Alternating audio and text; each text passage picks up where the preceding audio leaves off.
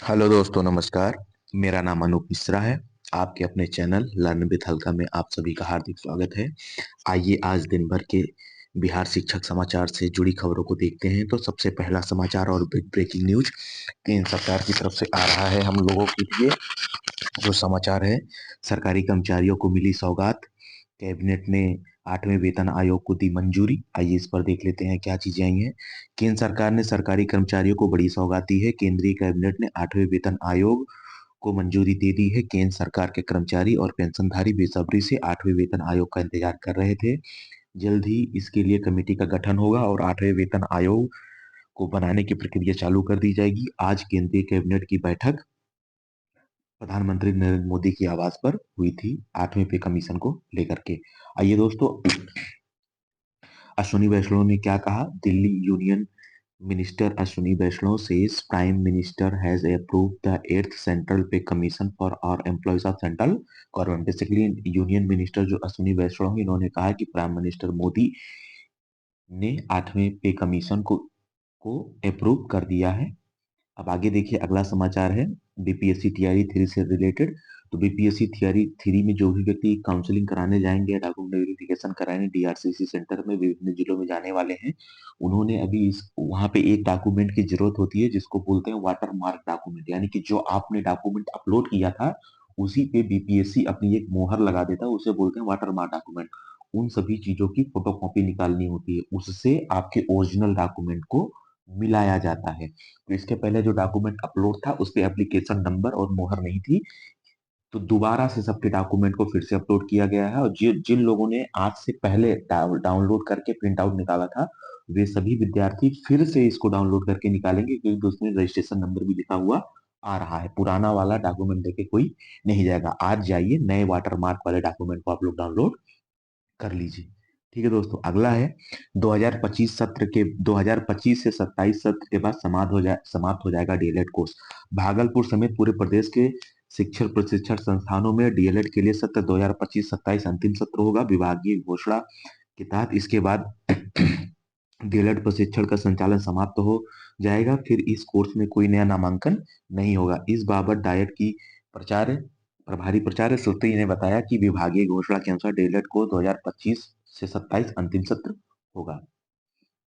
सरकार ने दिए राज्य को 250 एजेंसियों का अनुबंधन रद्द करने का आदेश। राज्य के स्कूलों में 12,350 आईसीटी लैब के 82,495 कंप्यूटर और 31 मार्च के बाद बंद हो जाएंगे। ये कई बार पुरानी खबर है, फिर इस समय चर्चा में है, इसलिए हमने आपको बता दिया इस साल ये बंद होगा। अगला है स्कूल में ठंड से बचाव के लिए दरवाजे खिड़कियों की होगी मरम्मत। इसके लिए सरकार ने 50,000 रुपए की राशि स्कूलों को अलॉट कर दी है, जिससे खिड़की दरवाजे बंद रहेंगे तो ठंड का असर कम होगा। स्कूलों में उपस्थिति पर ठंड का असर पड़ रहा है। हाई स्कूल में छात्रों की उपस्थिति हुई है कम। जिन स्कूलों में कक्षा 9 से 12वीं तक की कक्षा संचालित हो रही है, वहां बच्चों की उपस्थिति कम देखी जा रही है। डीओ कार्यालय की रिपोर्ट के मुताबिक हाई स्कूलों में कक्षा 9 से 12 में विद्यार्थियों की उपस्थिति 50% हो गई है। जिला पदाधिकारी के निर्देश पर उच्च माध्यमिक स्कूलों में सुबह 9 बजे से अपराह्न 3:30 बजे के बीच कक्षाएं संचालित की जा रही है। निजी स्कूलों के लिए भी यही समय निर्धारित किया गया है। अगला समाचार है सरकारी विद्यालयों में पूर्णतः लागू होंगे शिक्षक मार्गदर्शिका। सरकारी स्कूलों में शिक्षक मार्गदर्शिका लागू होने तो होगा, लेकिन उसके लिए पहले लोगों को सिखाना पड़ेगा, बताना पड़ेगा कि कैसे कैसे हमें क्या चीजें करनी है। जैसे कि ब्लैक बोर्ड पर डेट, दिनांक, विषय क्या पढ़ा रहे हैं, शिक्षक का क्या नाम है, कौन सा टॉपिक पढ़ा रहे हैं, क्या चीज पढ़ाना है। साइड में टोटल कितने स्टूडेंट है, कितने स्टूडेंट प्रेजेंट है, कितने अनुपस्थित है, कितने आए थे फिर छुट्टी लेकर चले गए। ये सब सारी चीजें, पूरा बायोडाटा आपको लिखना होगा। और बहुत सारी चीजें हैं, पार्टी का हो गया, संधारण हो गया, पुस्तिका, बहुत सारी चीजें हैं। तो उस हिसाब से लोगों को प्रशिक्षण दिया जाएगा और आगे इस पर विचार विमर्श करके इसको पूर्णतः स्कूल में लागू किया जाएगा। अगला समाचार है दोस्तों, बिहार बोर्ड इंटर वार्षिक परीक्षा का प्रवेश पत्र जारी हो गया। 12,90,000 परीक्षार्थी होंगे परीक्षा में शामिल। 31 तक अपने अपने प्रवेश पत्र कर लें प्राप्त। यूजी नीट यूजी 2025 आवेदन फॉर्म भरने की तिथियां जल्द जारी होंगी, यानी 2025 में नीट यूजी जो भरने वाला है जल्दी जारी होंगी। इसके लिए एक बहुत ही जरूरी डॉक्यूमेंट है, उसे बोलते हैं आवेदन के समय अपार आईडी व आधार कार्ड का इस्तेमाल जरूरी।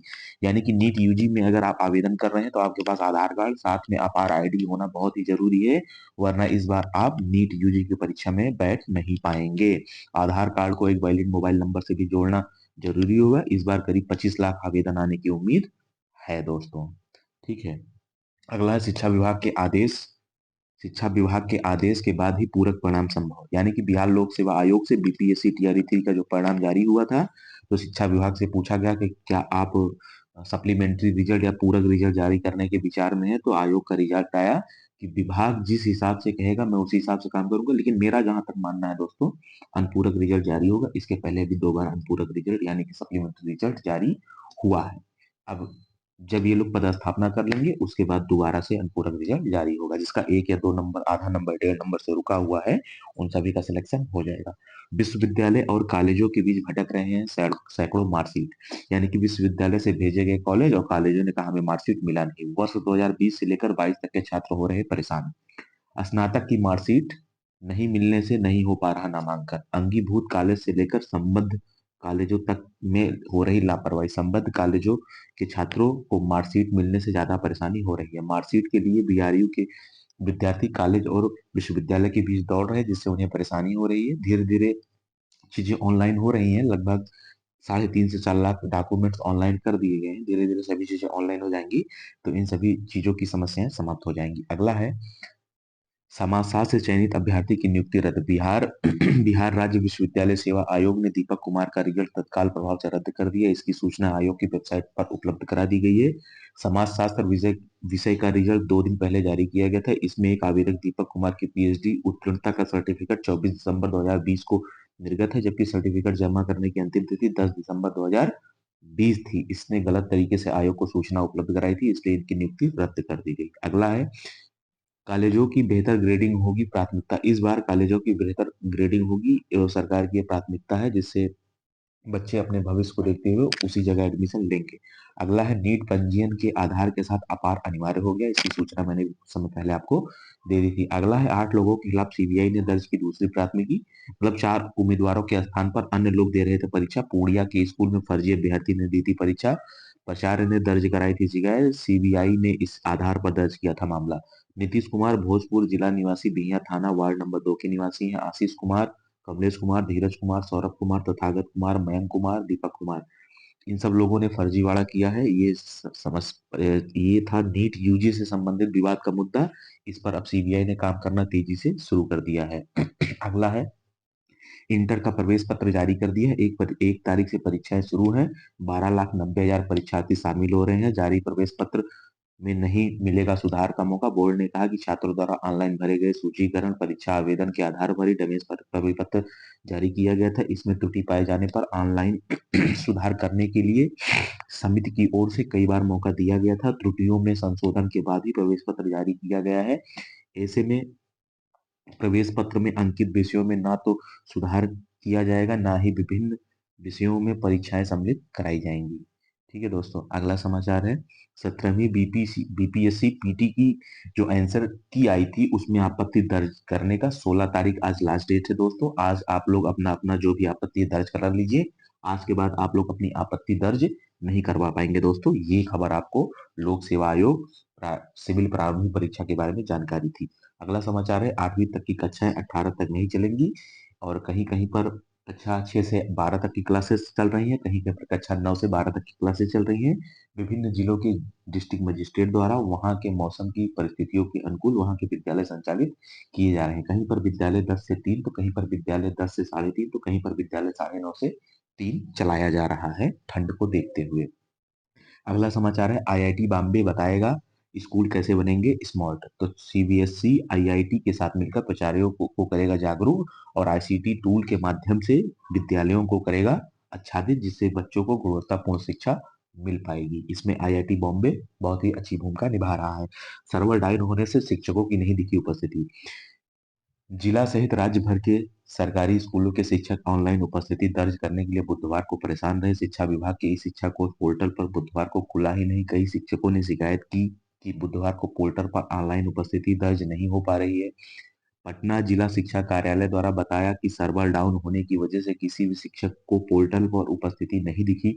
16 जनवरी तक पोर्टल को ठीक कर लिया जाएगा। शिक्षक ने पुराने तर्ज पर ही बुधवार को ऑफलाइन मोड में अपने अपने स्कूल में उपस्थिति दर्ज की। यह शिकायत पटना सहित पूरे राज्य में देखने को मिली है। अगला समाचार है, विभाग के आदेश के बाद ही सप्लीमेंट्री रिजल्ट जारी होना संभव है। और जहां तक मुझे लगता है चुनावी वर्ष है, विभाग आदेश दे देगा और बीपीएससी सप्लीमेंट्री रिजल्ट जारी कर देगी।